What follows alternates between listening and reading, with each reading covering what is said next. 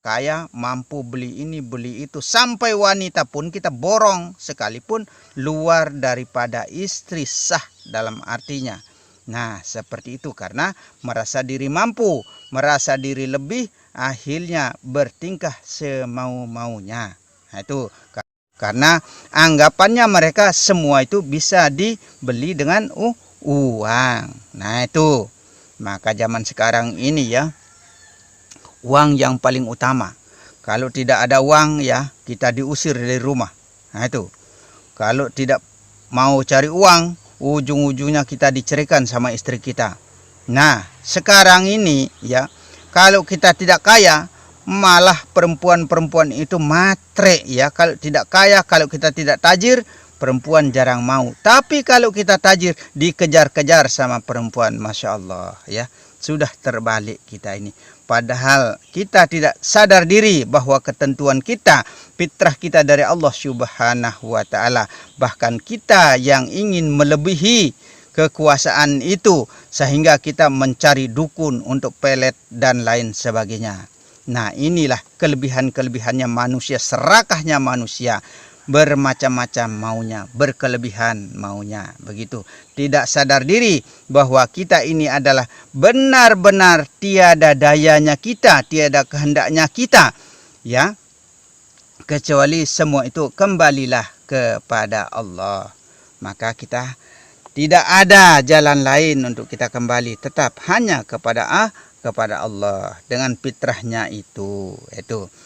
Manusia sebenarnya adalah makhluk yang selalu ingin berbuat baik, itu maunya manusia, inginnya.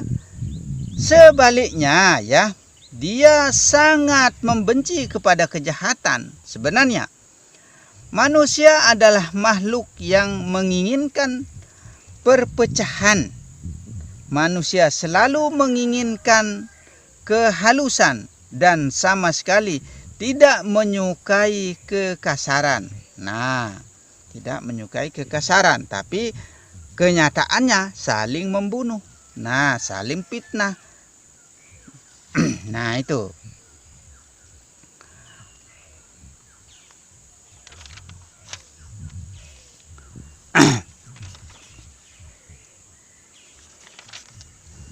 Walhasil ya, manusia adalah, akan tetapi manusia itu adalah makhluk yang mempunyai naluri ya, mempunyai naluri, daya pikir ya, selalu condong kepada kebaikan ya, selalu condong kepada kebaikan. Sebenarnya manusia itu ya, betapa jeleknya seorang manusia ya, betapa banyak kejahatan dan dosa yang telah dia perbuat ya, dan betapa bejatnya kelakuan seseorang. Dalam hatinya sesungguhnya ada sebuah keinginan untuk berbuat baik. Sekalipun bagaimanapun jahatnya kita, dalam arti pasti kita punya keinginan untuk berbuat baik sebenarnya ya. Nah, itu. Maka hati-hati sebelum terlambat, sebelum ajal menjemput, maksudnya ya. Di jauh kedalaman hatinya manusia, hati manusia ya, sesungguhnya ada semacam jeritan kebaikan yang merupakan fitrah itu. Nah, itu. Dari dalam, maksudnya hati atau batin ini ya, memberontak sebenarnya dari dalam untuk selalu ingin berbuat baik, tapi kita balikkan kenyataan dan faktanya. Di zahir ini kita melakukan kebrutalan dalam artinya. Karena apa? Karena kita mengikuti nafsunya setan. Karena malaikat, jin, setan, manusia ada pada diri manusia. Tinggal mana yang mau dihidupkan ya. Kalau kita selalu menyebut dia, membaca dia, mengingat dia, berarti setanlah yang muncul. Maka jadilah manusia kesetanan. Kalau kita selalu menyebut jin, ya, memuji jin, maka setanlah yang muncul. Maka bersifatlah mereka seperti jin. Nah, kalau setan yang dipuja-puji karena dia hidupkan yang di dalam dirinya, maka jadilah manusia-manusia setan. Nah, seperti itu sebenarnya. Maka jangan kita hidupkan jiwa-jiwa setan. Yang harus kita hidupkan adalah jiwa-jiwa malaikat. Nah, karena sudah dikatakan di sini ya, malaikat, jin, setan, manusia ada pada diri manusia yang merupakan cahaya. Malaikat itu ya maksudnya yang merupakan cahaya pandangannya manusia. Itulah Roh Kudus atau Rohul Kudus lebih sempurnanya. Begitu ya. Sementara perbuatan-perbuatan buruk ya, kejelekan maksudnya, kelakuan jelek dan tindakan yang durjana yang dilakukan oleh manusia adalah merupakan pertimbangan dari tabiat sebenarnya. Maka kita harus pertimbangkan tabiat kita seperti apa dan bagaimana sebenarnya ya. Kita harus mempunyai tabiat, mempunyai aturan sebenarnya ya. Kalau kita tidak mempunyai aturan ya, kita jadi manusia, maka jadilah manusia-manusia yang amburadul, brutal dan macam-macam, maksudnya begitu. Aslinya ya, bagaimanapun juga ya, dalam hati kecil manusia sesungguhnya tak menginginkan akan hal itu. Sebenarnya manusia itu adanya penyimpangan-penyimpangan ya dari sifat dasar yang dilakukan oleh manusia tersebut. Menurut para filosof ya, nah filosof rasionalis ya, adalah bukan timbul dari naluri dasar manusia ya. Kejahatan dan keburukan itu timbul adalah karena terdorong oleh keadaan dan kondisi sosial yang tidak menciptakan suatu kondisi yang memadai. Makanya kita ya, kalau kita ingin punya uang banyak ya, segala hal kita halalkan. Nah itu entah dengan jalan merampok, menjual harga diri, dengan jalan mencuri, dengan jalan segala macam cara ya, ngakali dan macam-macam. Itu karena keinginan besar tidak disesuaikan dengan kemampuannya sendiri. Bukan mencari dengan jalan yang baik, malah mencari rezeki dengan jalan yang tidak baik. Yang jalan tidak baik saja susah, apalagi jalan yang baik. Maka kehidupan sekarang ini ya, kita harus pahami bahwa hidup zaman sekarang ini hidup yang susah, terlebih-lebih BBM selalu naik. Maka tidak sadar diri manusia itu sama saja disembelih berdiri manusia itu ya.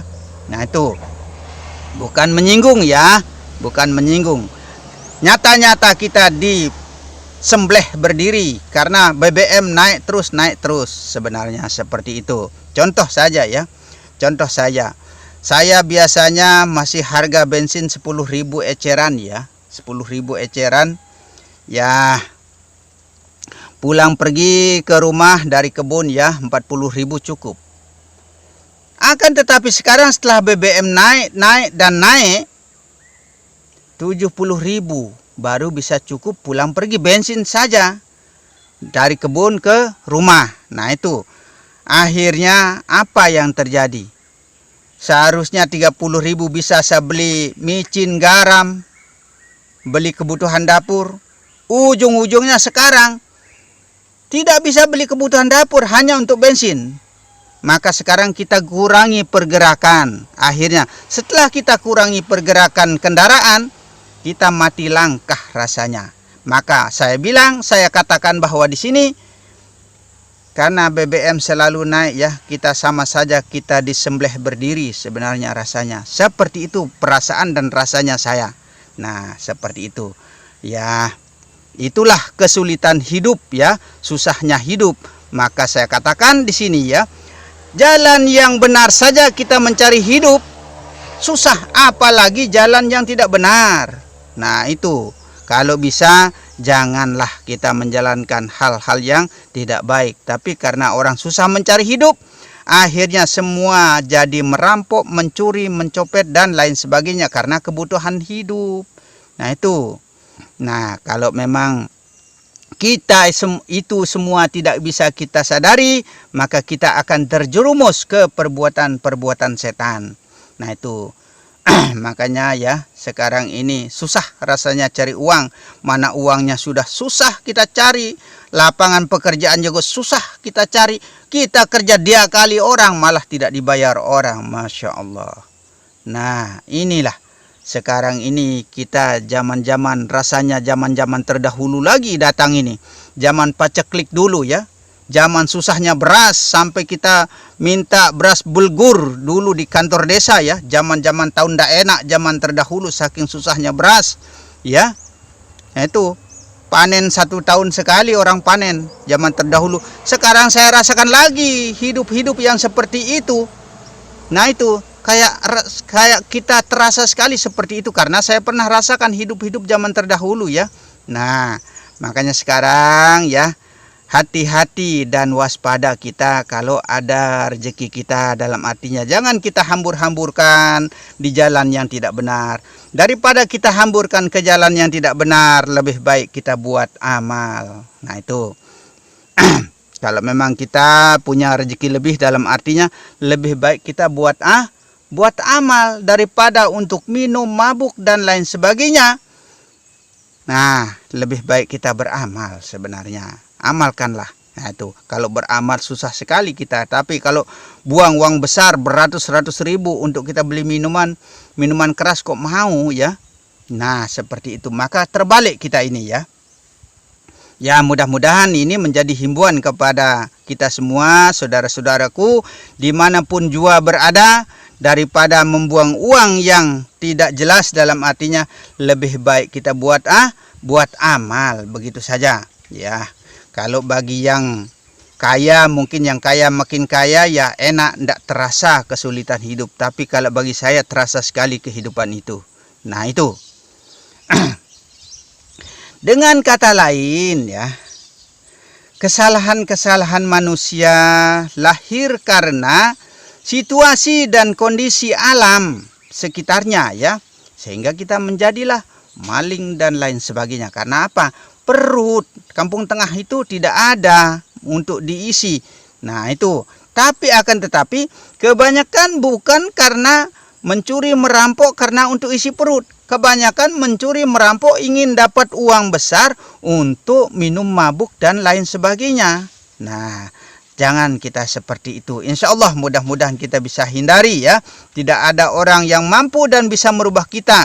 Guru dari manapun ya, tidak mampu untuk merubah kita kecuali kita merubah diri kita sendiri. Tetap kembali kepada diri, sehingga kita disinilah tempat kita mengkaji sejatinya diri kita. Begitu. Dengan kata lain ya, kesalahan-kesalahan manusia lahir karena situasi ya dan kondisi alam sekitarnya belum memberikan jaminan bagi terwujudnya aturan-aturan. Nah, maka tidak terwujud aturan-aturan dalam keagamaan, tidak dihiraukan maksudnya, atau kultur yang menjanjikan keleluasaan bagi tersemainya benih-benih kebaikan dan kedamaian. Nah itu karena belum bisa kita menjadi baik ya, belum banyak manusia-manusia yang beriman kepada Allah Subhanahu wa taala, akhirnya perbuatan kita menjadi brutal. Nah itu, maka marilah kita sama-sama merubah diri ya. Tidak ada manusia yang sempurna dari perbuatan-perbuatan ya. Tidak manusia itu lebih cukup dari segala-galanya. Tapi selain kita bersyukur kepada Allah Subhanahu wa taala, kalau kita tidak bersyukur kepada Allah, maka jadilah kita manusia-manusia yang tidak baik, tidak benar, begitu. Jadi ya, ketidakbaikan dan ketidakbenaran ketidakdamaian itu tidak berasal dari kecenderungan asasi manusia, ya. Apa yang menjadi landasan dasar dari pendapat para filosof rasionalis ini memberikan satu kesimpulan bahwa bagaimanapun juga manusia tidak bisa disalahkan sepenuhnya. Nah, itu tidak bisa disalahkan sepenuhnya, atau bahkan mungkin tidak bisa bersalah. Nah, itu kenapa seperti itu, ya? Memang semua itu kalau kita tidak kembali hanya kepada Allah, salah semua perbuatan itu. Nah, itu. Nah, kalau kita bisa kembali kepada Allah, maka sadarlah diri manusia. Setelah sadar diri manusia, maka berbuat baiklah mereka. Begitu. Suatu tindakan penyimpangan terhadap kodratnya adalah bukan terdorong oleh dirinya sendiri, ya. Tetapi tindakan itu adalah dikarenakan dorongan-dorongan atau bahkan paksaan-paksaan situasi dan kondisi. Nah, itu ya, dari kekurangan, kesulitan, mencari kerja tidak ada, susah kerja, kalau kita kerja takut tidak dibayar dan lain sebagainya, karena sudah keseringan terjadi di mana-mana penipuan, ya. Akhirnya kita mau kerja juga bagaimana rasanya. Nah, disitulah maka terjadilah keterpaksaan, maka berbuatlah kriminal-kriminal manusia itu. Tapi ada yang berbuat kriminal hanya untuk mencari kesenangan-kesenangan belaka, minum-minum, mabuk-mabuk dan lain sebagainya. Kalau bisa isi kita hindari, ini saran saya, ya, kita hindari. Ujung-ujungnya kalau kita sudah minum, mabuk, memaki orang, akhirnya kita tidak sadar diri, dipukul orang, dihajar orang, dan senggol orang, akhirnya terjadi masalah-masalah yang lain. Itu semua itu dari diri kita sendiri sebenarnya, ya. Kita yang menanam, kitalah yang panen. Nah, itu. Siapa yang menanam, dialah yang menuai. Kalau kita tanam kebaikan, kita akan menuai kebaikan. Tapi kalau kita tanam kejahatan, kita akan panen kejahatan. Begitu saja. Semua itu tetap kembali kepada diri kita sendiri sebenarnya. Dengan demikian, tidak ada unsur kesengajaan. Nah, atau memang niat. Ada yang seperti itu juga, ya. Tidak disengaja dan tidak berniat. Tiba-tiba, dalam artinya sekilas, ada juga yang seperti itu. Melakukan sesuatu kejahatan dari tindakan manusia. Sang pendosa, ya, adalah sang durjana yang terpaksa, ya, terpaksa karena keadaan kadang-kadang, sehingga sampai menjadi jual harga diri karena tidak terurus oleh suaminya. Kadang-kadang jadilah mereka jual diri sebenarnya. Tapi ya bagaimana, mau kita perhatikan, orang kita juga sengsara hidupnya. Nah, seperti itu. Kadang-kadang inilah, kalau kita tidak mensyukuri nikmat yang kita telah diberikan, yang sedikit itu tidak bisa kita syukuri, bagaimana kita mau mensyukuri nikmat yang lebih banyak. Begitu kita mendapatkan yang banyak, sekilas langsung kita habiskan. Maka pemborosan itu adalah perbuatan setan sebenarnya. Maka harus irit, ya. Uang 1.000 kita harus irit, ya, jangankan 10.000. Nah, itu 10.000 kita harus irit. Kalau kita boros berarti kita akan tergolong perbuatan-perbuatan setan itu sebenarnya, ya. Tapi uang 1.000 masa bisa diirit? Itu apalagi uang sekarang ini 100.000 sama saja hitungannya 10.000. 10.000 sama saja hitungannya 1.000. Nah, di sini kesulitannya kita karena nilai-nilai uang itu tidak ada. Nah, itu percuma kita dapat uang 1 juta, tapi 1 juta itu nilainya sama saja 100.000 sekarang itu. Tidak seperti zaman terdahulu, ya. Masih kita bisa belanja 5 rupiah dapat 5. Pisang goreng dapat 5, kita 5 rupiah. Nah, itu. Kerupuk dapat 5, semua dapat 5 rupiah nilainya dulu. Kalau sekarang ini, aduh, Masya Allah, nilai uang ini tidak ada sekali. Maka tidak ada artinya kita pegang uang besar. Nah, itu. Seorang pencuri adalah mereka yang terpaksa karena himpitan ekonomi, ya, karena dihimpit oleh ekonomi. Maka ya sebenarnya bagaimana tindakan pemerintah sebenarnya untuk menciptakan lapangan pekerjaan, ya, supaya tidak merasa terhimpit oleh ekonomi. Kalau orang yang ada pekerjaan, hari-hari ada jalan mendapatkan uang, saya rasa kurang juga kejahatan, ya. Tidak mungkin manusia itu tidak punya keinginan untuk selalu berbuat baik. Sebenarnya terpaksa dia harus mencuri dan lain sebagainya karena ekonomi, terjepit atau terhimpit dengan ekonomi. Nah itu karena saking susahnya mencari kehidupan, ditambah BBM naik, ditambah pekerjaan sulit. Kalau ada pun pekerjaan tidak dibayar, mikir-mikir kita kerja sekarang ini. Nah itulah maka disebut terpaksa sebenarnya manusia.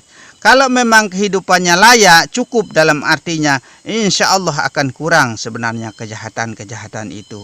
Nah itu, sehingga manusia itu dikejar dengan ekonomi, dikejar dengan istrinya, akhirnya berani bertindak sehingga berani membunuh, merampok, mencopet dan lain sebagainya. Bahkan taruhan nyawanya pun demi istri dan anaknya. Nah, itu tidak ia pikirkan sampai mau dihajar orang ke apa, nanti saja urusannya. Yang penting berusaha larikan diri begitu saja. Maka itu disebut dengan terpaksa sebenarnya. Kalau manusia itu tercukupi kebutuhannya, insya Allah sebenarnya tidak juga. Pasti manusia itu punya keinginan untuk selalu dan selalu berbuat baik. Nah itu karena dari dalam hatinya, di dalam jiwanya itu sudah memberontak sebenarnya ingin menjadi orang yang terbaik. Nah itu sebenarnya. Tapi ingat ya, jangan sampai keduluan ajal menjemput kita belum menjadi orang yang baik. Jangan sampai kita seperti itu ya. Nah ingat ini. Sang pemerkosa ya adalah mereka yang terpaksa, yang mungkin tidak mempunyai kemampuan untuk menikah ya. Nah itu tidak terpaksa karena tidak ada kemampuan untuk menikah. Nah itu ahli maksiat adalah mereka-mereka yang terkungkung oleh lingkungan yang semakin bejat. Nah artinya mereka-mereka itu adalah orang-orang yang lemah, yang terpaksa karena paksaan situasi dan kondisi. Nah itu paksaan situasi dan kondisi. Mereka tidak bisa disalahkan sepenuhnya sebab mereka sebenarnya bukan pelaku tetapi adalah korban sebenarnya. Mereka adalah objek dan bukan subjek. Nah, mudah-mudahan ini semua bisa kita pahami ya, bermanfaat bagi kita semua himbauan-himbauan ini ya. Semua itu terkadang ada yang terpaksa dan ada yang memaksa. Ada juga yang unsur disengaja. Kalau disengaja itu hanya sekedar untuk mau berpoya-poya saja sebenarnya. Nah kalau bisa janganlah kita melakukan kejahatan dalam artinya. Ini sebagai himbauan dari saya dan mudah-mudahan bermanfaat bagi kita semua ya. Insya Allah. Dan jika ada kata-kata kurang berkenan di hati ya, saya minta maaf yang sebesar-besarnya. Dan akhirul kalam, wabillahi taufiq wal hidayah. Assalamualaikum warahmatullahi wabarakatuh.